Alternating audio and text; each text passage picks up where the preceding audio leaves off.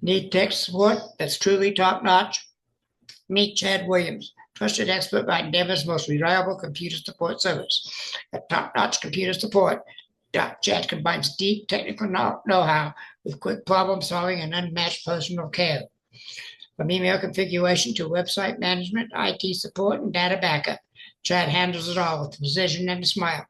Known for his integrity and sharp sense of humor, he builds lasting client relationships and even works with you on payment arrangements when needed. On-site service exclusively in Denver. Want to connect? Grab Chad's business card featured at the center of this recording. Top-notch computer support, because your tech deserves the best. Coffee time again, exposing the truth. Welcome to Coffee Time Again, exposing the truth. Dale at the microphone, the show that demonstrates how history repeats itself. He digs into the past, shows what happens, and how it is happening now. Follow the path of history to where it goes, then relate it to today to reveal the connections. The culture that forgets its history has no future. A history buff and loves to talk about it, going back as far as ancient Greeks and Egyptians and beyond. So grab your coffee, your chair, and listen to the show. Hope you enjoy. Good morning, the United States of America. God bless you. And to the world, good luck to you. You're going to need it. You're going to tick us off one of these days. So anyway, welcome to the show. This is Coffee Time Again, where we expose the truth. And today we're exposing the truth of Arlene, and she's going to let us know her story. It's not very pretty, but it's real and it's life. And we don't like these things to happen, but they do. And we're going to work with her and see what she needs, if anything from me, of being a former therapist. So we'll just find out. Maybe she's got her job taken care of. Sure sounds like it to me from the beginning. So anyway, let's welcome Arlene to the show. Welcome, Arlene. Thank you, Dale. Good to be here. I guess my story begins with I was raised in a small country town in the Midwest and very conservative. And probably about the age of 27 or 28, I moved to Denver and found the big new world out there that I didn't know about. And I didn't have any support system. I didn't know anybody. I just moved out there because I wanted to and was a free spirit. So that's kind of where my real story begins. Should I go ahead and say it now? If you wish, it's up to you. This is totally up to you. What you want to say, you say. Okay. If you don't want to say it, don't say it. Oh, no. Oh, I'm more than willing to say it. I just didn't want to be pushing any boundaries or whatever with you. So, okay. So anyway, I moved to Denver. And like I said, I didn't know anybody there. So soon after I moved there, I became involved with a man who I knew was not the right person for me. But I guess maybe just because I didn't have any friends and whatever, I really became involved with him and became codependent on him and kind of put all my eggs in the basket with him. So we were about maybe 2 years into the relationship, and I found out I was pregnant. So he said, due to some other circumstances in his life and whatever, well, this just isn't the right time for a baby. And his words were, I think you should get rid of it. And which, of course, meant having an abortion, which I didn't really want to do.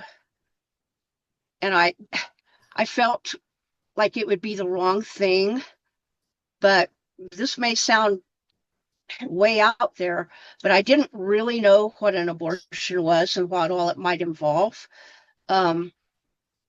Just because I was never around that kind of a situation. So anyway, I had the abortion, and as the abortion was, the procedure was finishing, I remember I laid there on that table and I just said to myself, I will never do this again. And I just felt like something horrible and evil had taken place, but I didn't know what it was. And in that moment, I made a vow to God, and I said, I'm probably not living like I should. Well, I know I'm not living like I should.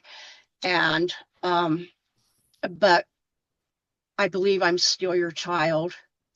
So I will tell you that if I am ever pregnant again, I will not abort the baby. So then about 2 years later, I'm still with the same man. But in between that time, the time of the first abortion and a couple years later, the situation between us had taken a turn toward domestic violence. And I honestly believe that a lot of that was due to the stress of abortion, even though neither of us would talk about it. We just kind of, brushed it under the rug, and that was it. So anyway, I was pregnant. I became pregnant again. And so immediately I remembered my vow to the Lord. And I took that seriously because, I don't know what happens when you break a promise to God. Do you get struck by lightning? I don't know, but I didn't want to find out. So I just remember I prayed and I said, okay, Lord, I remember what I promised you, and I'm willing to, carry it out. And so I said, obviously my situation is not good here, but I don't care if I have to be a single mother, whatever. I'm going to have this baby. So what happened was, one thing I was not told, and I'm sure a lot of people are not told after the first abortion, that abortion really does harm to your body. And I wasn't told that due to the procedure and things that may happen, that subsequent pregnancies can become complicated. So that is what happened to me. And before I was very far along, I developed fibroid tumors. I had 7 or 8 of them. Because of my pregnancy, the tumors were growing at an astronomical rate. So I had these tumors plus trying to carry a baby. And I just kept praying, and I kept saying, okay, God, I'm keeping my end of the deal. I am having this baby, and where are you? Because I know you can heal me. Why aren't you doing it? Why isn't it happening? And anyway, as the pregnancy progressed, I just became miserable. And the doctor told me, he said, I don't know how you stay on your feet, because he said, you are in a very serious medical condition. And he said, even if abortion were not legal, he said, you would qualify for it, because I don't know if that's true or not, but that's what he told me. So, but anyway, I kept on keeping on and going on with the pregnancy, and eventually it got so bad that I had to go to the emergency room twice just to be able to urinate, because the tumors were blocking my bladder. And so one day I just kind of said, I was crying and I was praying, and I just finally said, I can't do this anymore. I cannot do this anymore. And meanwhile, my partner, of course, he knew I was in serious condition, and the doctor, had told him about my serious condition also. And he was at a point where, now he began with, well, the doctor says, you won't be able to carry to term. So if the baby is premature, well, it's going to probably have health issues. It's going to be, maybe it'll be disabled. Maybe it'll be mentally retarded. It'll be special needs of some kind. We can't afford that. We can't do it, And so, fear, fear, fear. And of course, I was already, in a, my emotions were all over the place as it was.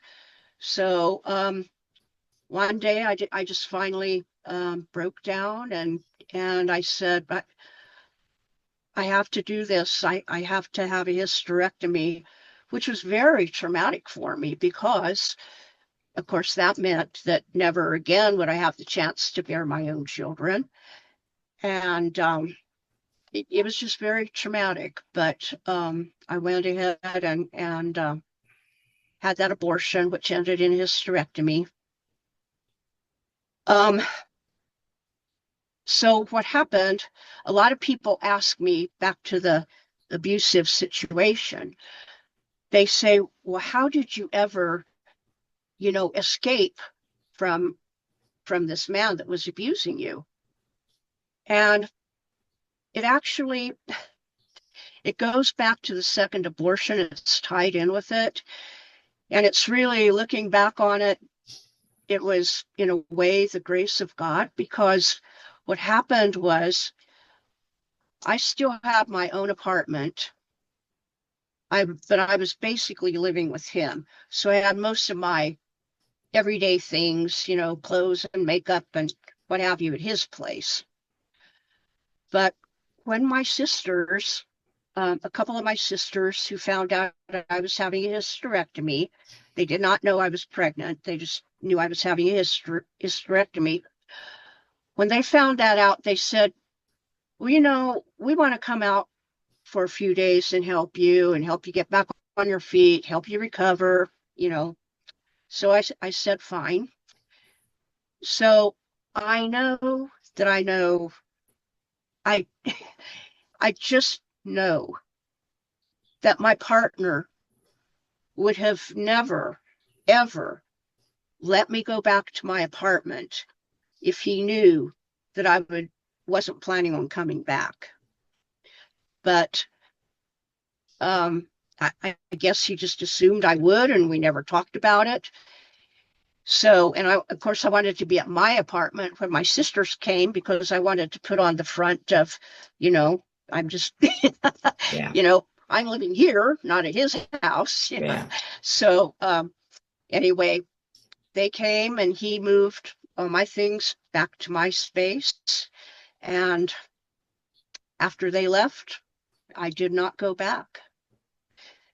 And I am very fortunate in that respect too, because sometimes when you talk about domestic violence is not about love. It's about power and control. Yes, absolutely. And yeah.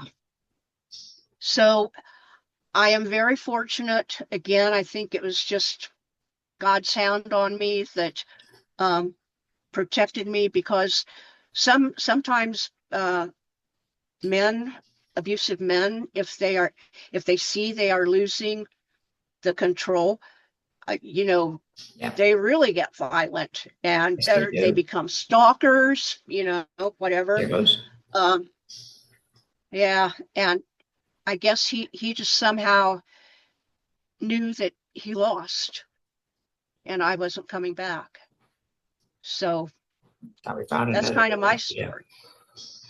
I'm sorry. He just probably went out and found somebody else. Another Oh, one to beat up. yeah, I don't know. I I do feel very fortunate in that respect. And so as the story goes on with my life, one day I was visiting a church that I didn't usually go to, and it was on like a Wednesday or Thursday because they were having a special speaker. And there was a bulletin. Somebody had left a bulletin on the pew, from Sunday. And so I just kind of picked it up and looked at it, and it said there was a group meeting for women who have had abortions. And I had never heard of such a thing. And so I said, okay, I'm going to call this number, and I did. Before that, I should say, one day, maybe about a year before that, I was in a bookstore and I saw a book, and it's out of print now, but the name of the book was Abortion's Second Victim. And I picked it up and I looked at that and I thought, well, I've had an abortion, but what do they mean a second victim? What can they be talking about? And normally, Dale, when I go to buy a book, I kind of pick it up and look through it and look at the chapters and kind of read it here and there, skim through it a little bit. For some reason, I just picked up that book and bought it. And I'll tell you, again, that was close to a miracle, because I'll tell you what, if I would have started reading that book in the bookstore, I would have become a blubbering basket case. I really would have, because I'll tell you what, when I started reading that book, I was in tears at the preface, not even chapter 1. And this woman, just seemed to know all my feelings. She seemed to know everything about me that she couldn't have possibly known. So I had kind of walked through that book, and it took me several months, because some days I could only read like a page or so. Yeah. But whatever I could use that one day, I would read. So I got a lot of healing from that book. And then when I found this group, then it really helped, because I also became aware of other women in the situation of having an abortion and regretting it and not knowing where to turn. Because society tells us, it's just a clump of cells. It's okay to have an abortion. It's no big deal. You do it and go on with life. And that doesn't happen for a lot of people. I'm sure you know this by now, but an abortion is not a lump. That fetus is not a lump of cells. They have fingernails. Yes. They have a heartbeat. They have eyes. Yeah. Absolutely. And 6, 7, and 8. Yes. Of all. Yes. And here's another thing. After my first place, my wife had one, and it really destroyed our marriage. I believe that. Because I started. I honestly believe it. And I started drinking heavier, more consistently, more often, and it just got worse and worse and worse, and it just destroyed our marriage. And yes, there were other issues, not just that, and there was no domestic violence in our marriage. I never struck her. Well, I slapped her once. She knocked the hell out of me, but there was no real domestic violence in our family, in my family. But she threw me out one day and said, "That's it. I've had enough. I want a divorce." And that was that. It was all because of my drinking. Yeah. We could have solved the other issues real easy had I not been drinking through therapy. So part of this, I understand. I'm a drug and alcohol counselor by trade when I was working. So I've interviewed, so I've had these women in my group. I've also had the men in my group. Not at the same time. I wouldn't allow it. Oh. The man would get. And you also had what? What was that the second perpetrators. Part? Perpetrators would end up in my group sometimes. Oh, yes. I wouldn't allow them in with victims. But I just said, you can't come into this group. You got to go to this group over here because there's no victims in it. I wouldn't allow it. It just wasn't going to happen. It's the worst thing you can do. Confront it too soon. So. Right. It's a very. And you mentioned something about the fetal development. Yes. That it isn't just a clump of cells and whatever. So here's another thing that happened after that first abortion. I wanted to see what they had taken from me. because I thought, I want to know if this really was a baby, because any woman that's pregnant knows she is going to give birth to a baby. She knows it's not going to be a puppy or a glass of water or a clock or a plant. She knows it's going to be a baby, And so I wanted to see it, and I asked to see it. And they really, really hesitated. But the nurse or whoever it was finally said, well, okay, we'll let you see it.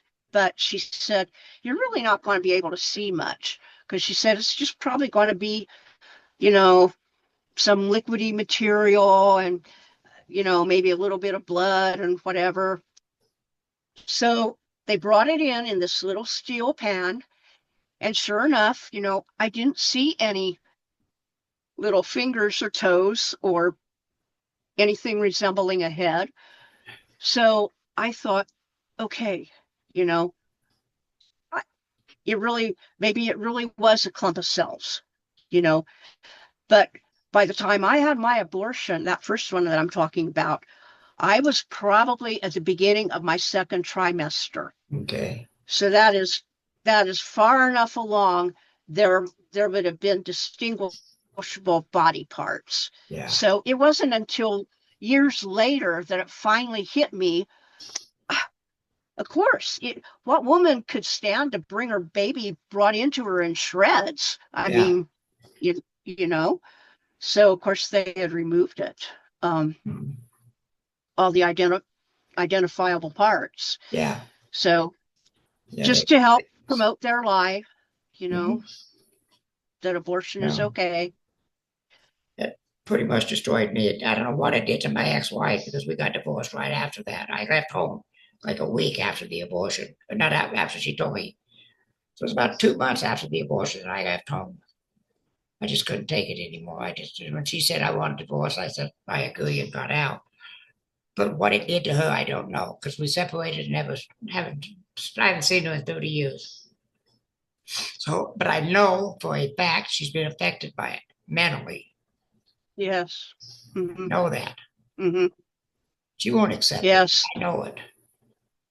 And you are too. Mm-hmm. But you've dealt with it seems like.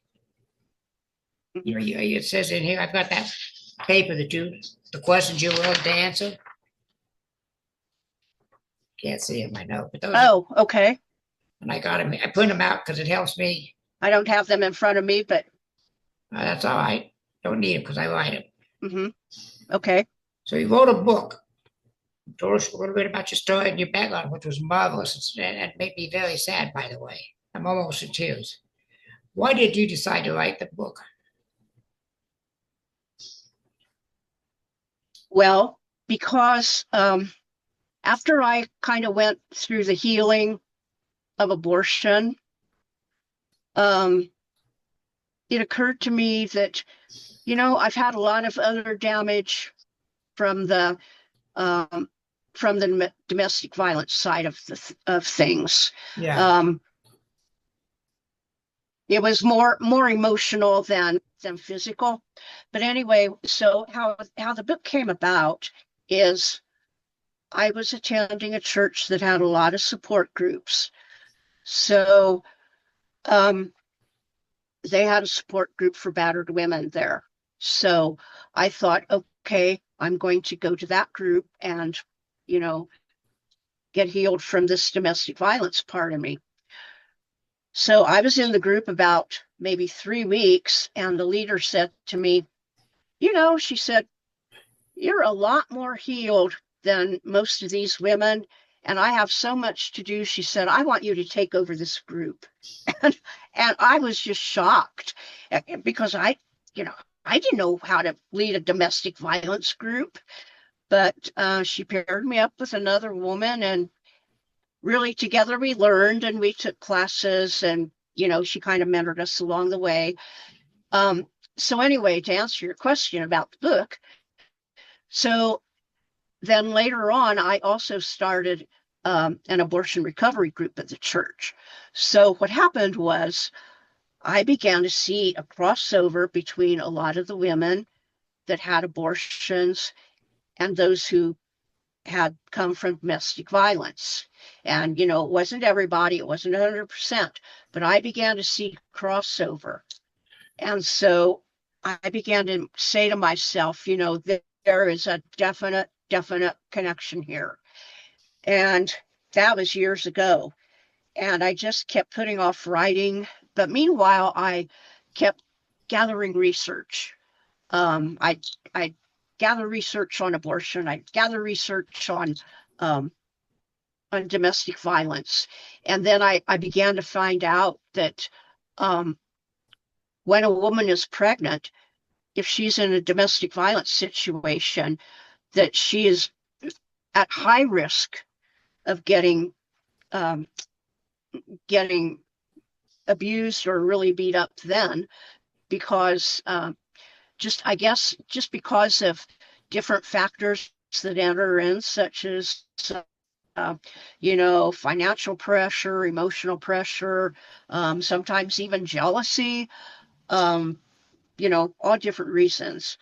So anyway, I began to see this crossover, and I just kept putting off writing and putting it off, and I was gathering this information. And so then finally, it would just never get out of my head that you need to write a book, you need to write. And so I eventually did. This is my book here, if I'm allowed to hold it up. It's called Healing Hidden Bruises: How to Recover from the Trauma of Domestic Violence and Coerced Abortion.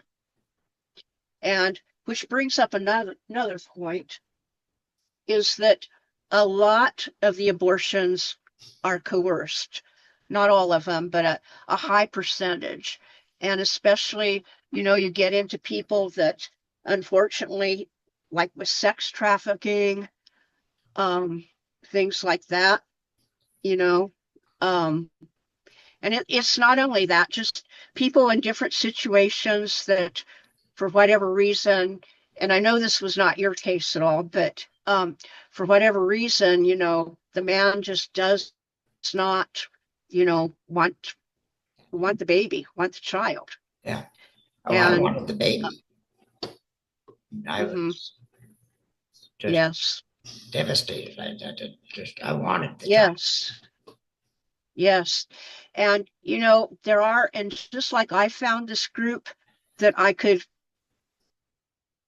go and receive healing.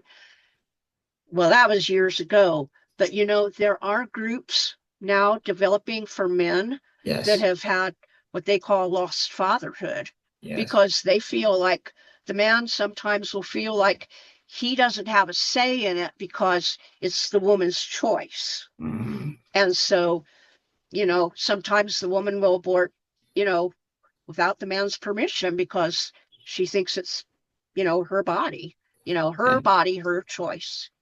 And And that is so wrong. It's not her body, it's the baby's body. Yes. They don't take that into consideration, these people, these abortionists. They don't take that into consideration. She didn't, she told me. And not only the baby's, and not only the baby's body, but also it's part of the man too. Yeah. And she told me, she just said, I'm going to have an abortion in a discussion. Wow. Just the way it was. Now, what I'm going to do is I wrote down your book, which I know what's in the notes, but right above your forehead, I'm going to write the name of the book. Or if you want me to, I can put a website. The name of the book again? No, I'll write it right across the top of your forehead when I edit this. Oh, okay. Okay. Or do you want a website up there? Okay. Yes, and I do have a website, www.healinghiddenbruises.com, all one word. But I started to say that, but there are groups for men that are being developed that, because for so long, the pro-life movement or just society in general concentrated on the woman. But, for every abortion or every woman who's had an abortion, there's a man. Yeah. Absolutely. There's a man. So for a long time, the men were just ignored. Yeah. But anymore, there are groups. She Found His Grace is a good one that also ministers to the men. Deeper Still. I think Rachel's Vineyard also is starting to include men, or Okay. or running a group for men. Yeah. So there is help out there for men who have lost the child and never Yeah. been able to This was really 35 grieve it years ago. like they need to. Mhm. 5 years ago. Oh, yes. Oh yeah, I remember. Uh-huh. I was sobered up 3 months after our divorce was final. I'm sorry, what was that? I quit drinking 3 months after our divorce Oh, was final. We fought for 2 years over child support payments, but after that was all ah, settled, after all that was settled, uh, uh-huh. 3 months later I quit drinking, and never had a drink in 35 years. 36 years now. It's Mhm. 36 years now, come to think of it. What are some of the signs of an unhealthy, abusive relationship? Signs of an unhealthy relationship. Okay. We're talking like in domestic violence. Yeah. Jealousy. Jealousy is a big one.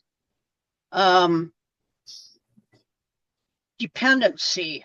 That he almost makes you learn. It's almost like a learned dependency as the situation goes on, that you're not capable of making your own decisions. My partner, this really isn't funny, but my partner always used to tell me that he was right. He was always right. And I believed him. And I know one day I was talking to a friend and I said,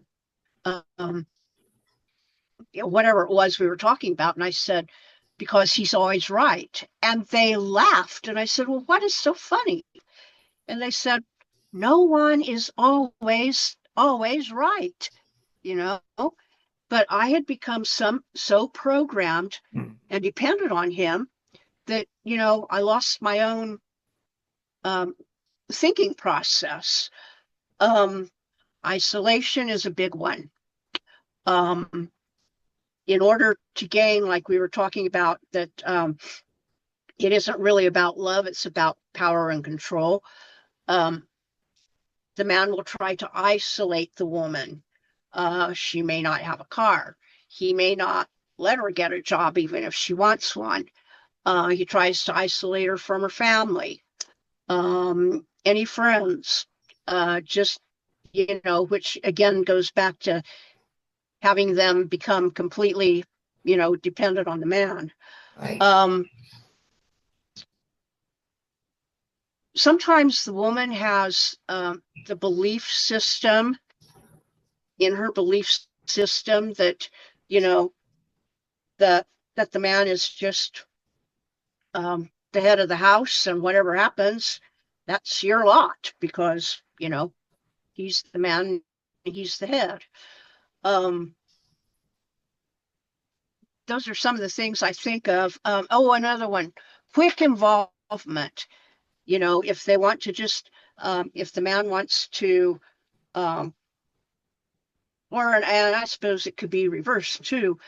You just go on a date one or two times, and boy, they're ready to marry you. Yeah. That's a good sign.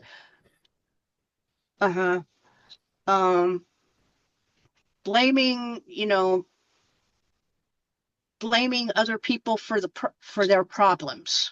Okay. Nothing's ever their fault. That's a good They alcoholic couldn't help story too. if they got fired. Yeah. Yeah, that's a good They alcoholic. couldn't help it. Not my fault. Yeah. Yep. Not my Not my fault. fault. I hit you. Not my fault. You deserved it. And you made me. Yeah. You made me do this, Yeah, exactly. because of whatever you did. There's a lot of similarities here between domestic violence, and I know this, I've known it for years, that between domestic violence and addiction. There's a lot of similarities. Right. Because I dealt with both of them in my practice. Hmm. It's very rough. Yeah. Right. Another one that's rough on people. Uh-huh. Because it's really difficult for people to heal from grief. So what do Yes. how did grief play in your situation? How did what? How did grief play in your situation? Oh, how did grief? Oh my, yes. Grief is a big factor. Well, of course, grief is related to abortion because you've obviously lost a child and you go through a grief process. But a lot of people don't realize that even going through a domestic violence situation brings grief because many times you have lost your voice. Your opinion doesn't count. You're not worth anything. You've gotten called all kinds of names. It's eaten away at your self-esteem, your self-worth. You've just you've lost a part of yourself. I'm sorry, I forgot where I was going. What was the question? What role did grief play in your process? Oh, grief. Oh, yes. Thank you. And so, yes, because you've lost part of yourself. A woman might also have a lot of grief regarding domestic violence just because of she feels guilt. She feels like, It is. Maybe this was her fault. Yeah. So that plays a part in it. She may have to grieve, like, if depending on how long the situation has gone on, because sometimes it's years of her life that's lost, that she couldn't live to her fullest, that she couldn't live happy, because she was subjected to, this behavior from her partner. Are they really partners or are they just abusers? You keep using the word partner, and I'm just wondering, are they really partners? Yes, I'm sorry. You keep using the phrase "my partner"? Were they really partners? Were they? I'm sorry, I still didn't get it. That's all right. What? You keep using the term. My voice is really messed up. I've been sick, really sick. Yes, I understand. Yes. But you keep saying my partner or their partners. Are they really partners or are they kings? You don't share equally. You can't unless you're equally sharing. You're not. Are they partners or are they really partners? Is that your question? Yeah, exactly. Oh, not really. Yeah. Not from what I've seen. No, they aren't. Right. It's just a one-sided, one-sided street, a one-way street. And it can, it can go the other way too, as far as, there are women who abuse men. Absolutely. Where men are the victims. There are, and I feel bad for them because, especially being a man, you're supposed to be able to stand up for yourself and be the, strong person and, all that. And it takes a lot to, for a man to have to say, I'm being abused, my wife is, a narcissist or whatever she is, Yeah. I had a girlfriend who was emotionally, wasn't physical, but was emotional, manipulative type of abuse, which is horrendous. Yes. And it was very difficult for me to admit that to my therapist when I finally got into therapy. Yes. Right. Because there's a lot of shame based in that. Being a man having to admit the what? Being a man saying I'm abused. or I've been raped, which I have been. Uh-huh. Uh, it's very difficult for us to say that because there's so much shame built into it by Yes. society. Yes. Yes. Why don't women leave? Why don't women leave? That's a catch-all. It's not funny, but that is a very common question. I mean, Yes. so if you're in this abusive situation, why do you stay? I would say one of the number one factors is because of fear. They do not like the situation they're in, but they have learned to survive. And they know what they have within their four walls. But outside of those walls out there in the world, they don't know what that is. They don't know what's out there. So the fear of the unknown, the fear of knowing at least what you have and how to survive overcomes, takes precedence over the fear of, what's out there. They may have 2 or 3 children they have to consider. It's one thing for a woman to escape on her own, but if you have children involved and you need to take care of them or pets, that becomes much more complicated. Another reason would be because, and we've kind of talked about this, because the woman just becomes dependent on the man. Mm-hmm. And part of that, again, could be due to the isolation. Yeah. She may not have any job skills. Even if she leaves, how's she going to survive? She doesn't have a job. She doesn't have a place to live. I mean, sometimes I look at myself and I say, how sick were you? Because I at least had job skills. I actually had a job. I had my own place and I had my own income. And I stayed with this man for like 7 years, and I'm thinking, what is wrong with you? Nothing. Well, a lot. Well, there were some issues, but there's nothing basically wrong with you. It was what? There's nothing basically wrong with you. You had some issues, but nothing was basically wrong. Yes, that's true.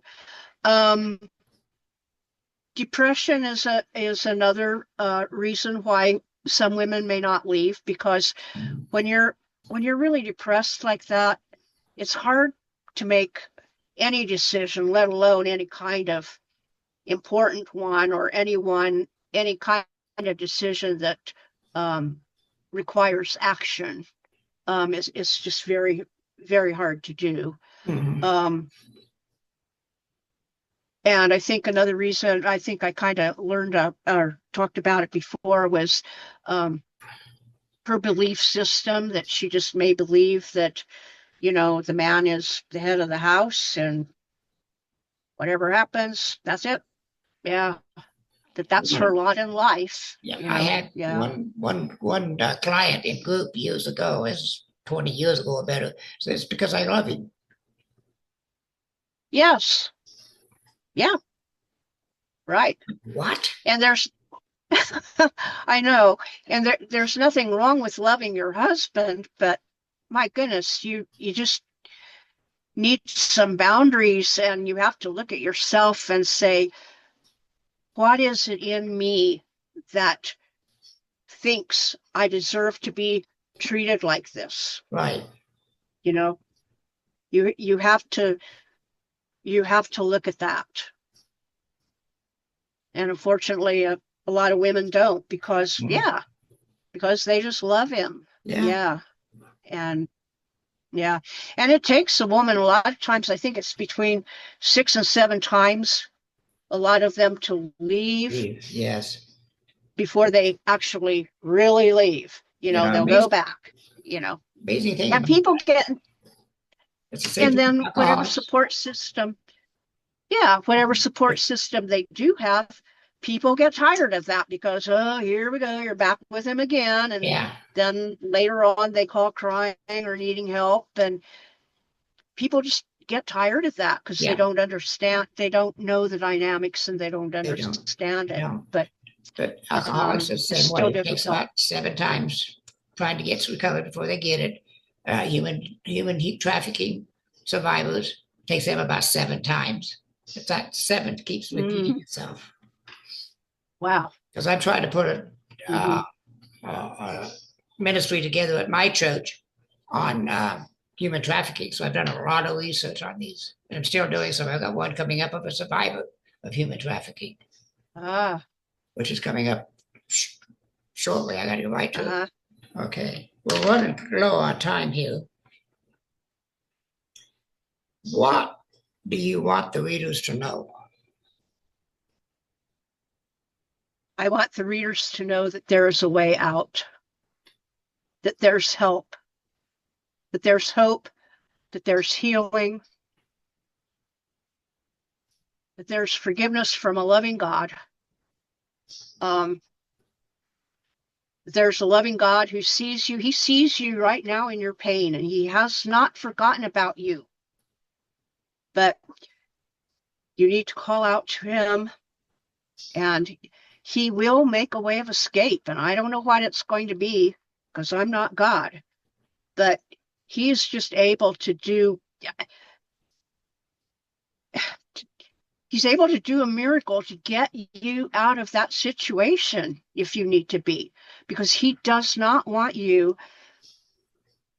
in that situation being abused and in danger, beat up, being a doormat, being called names, being abused and psychologically abused.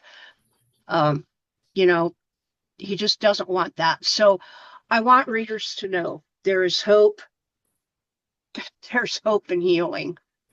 Well, There really is. Whether it's from domestic violence or abortion or both. And usually it's both. Because where there's abortion, there's probably going to be domestic violence involved in it, in my opinion, based on what I've seen over the years. Till I retired Right.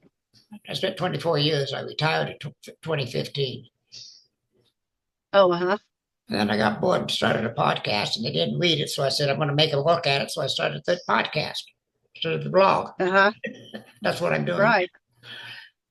Arlene, Yes. you've been a dramatic, wonderful guest. Well, thank you. I have thoroughly enjoyed having you on as a guest. And I'm going to ask you if sometime in the future, if something changes, you write another book or something changes, if you want to come back, just get a hold of me. Okay. And I'd be I will. honored to have you back. I think you've done an incredibly good job here. Based on what I knew about it anyway, you really opened up the books and you opened up my eyes to a lot of things I didn't know, which is wonderful. I'm Well, very thank glad you. to have you. Don't hang up if you don't mind. I'm going to turn off the, as soon as I find it. Here it is. I'm going to stop the recording because I want to get the name of that website again. Just give me a second here. Thank you for listening to the show.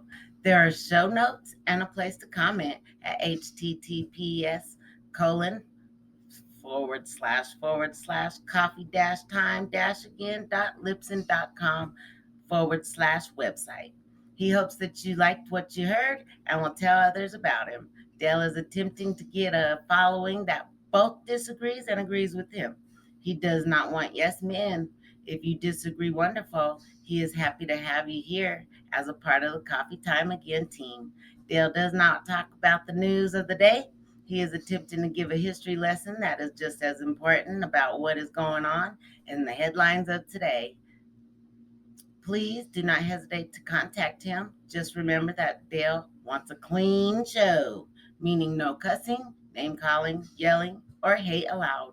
You can disagree with him and not be disagreeable about it. Support him and help keep this alive.